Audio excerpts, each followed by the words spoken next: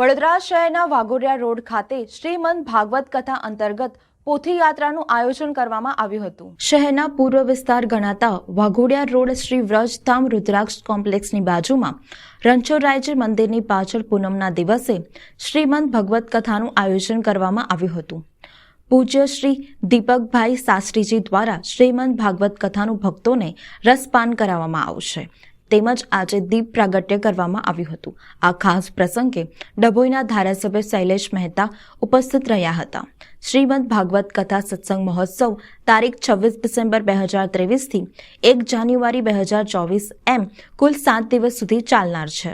આજરોજ પૂનમના દિવસે ભાગવત સપ્તાહનું આયોજન કરવામાં આવેલ છે। વાઘોડિયા રોડ પર રુદ્રાક્ષ ગ્રાઉન્ડ જે મોસ્ટ ફેમસ છે, જેમાં આજે આ ભવ્ય આયોજન કરેલું છે, જેના વક્તા શ્રી દીપકભાઈ શાસ્ત્રીજી, જેમના હાથે આ રસપાન માણવા માટે આપ સૌને નમ્ર વિનંતી છે અને આમંત્રણ પાઠવીએ છીએ। તથા આપણા દર્ભાવતીના ધારાસભ્ય શ્રી શૈલેષભાઈ પણ અમારી જોડે ભવ્ય શોભાયાત્રામાં, પોથી યાત્રાના શોભાયાત્રામાં જોડાયેલ છે તથા એમના હાથે આજે દીપ પ્રાગટ્ય પણ કરવાનું છે હમણાં।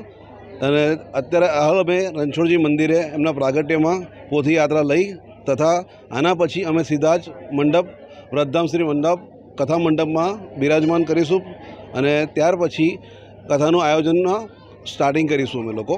એટલે આપ સર્વે વૈષ્ણવોને તથા નજીકના ભાવિ ભક્તોને આમંત્રણ છે કે આ રસપાનમાં કથાનું રસપાન કરવા માટે આમંત્રિત કરીએ છીએ। આપ સર્વેને પધારવા માટે નિમંત્રિત કરીએ છીએ। શ્રીમદ ભાગવત કથા આજ રોજ 26થી 1 તારીખ સુધી કથાનો પ્રારંભ થવાનો છે, જેના મનોરથી અંકિતભાઈ, અશોકભાઈ ઠક્કર, કાના ગ્રુપ અને ચિરાગભાઈ ઠક્કર, આ સમસ્ત પરિવાર દ્વારા ભાગવત કથાનું આયોજન છે।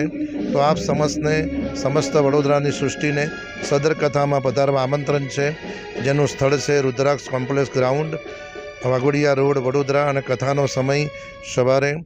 કથાનો સમય બપોરે 3:30 થી 6:30 છે, જેના વક્તા પૂજ્ય દીપકભાઈ શાસ્ત્રીજી, ડોંગરે મહારાજના શિષ્ય, વડોદરાવાળા। પધારનાર સર્વને જય શ્રી કૃષ્ણ। પરમ પૂજ્ય શ્રીમદ ભગવદ સત્સંગ મહોત્સવ રુદ્રાક્ષના મેદાન પર કાન્હા ગ્રુપ અને પવિત્રાય ચેરિટેબલ ટ્રસ્ટના માધ્યમથી ઠક્કર પરિવારના તમામ સભ્યોની સાથે રહીને પરિવાર સાથે એક કથાનું આયોજન છે।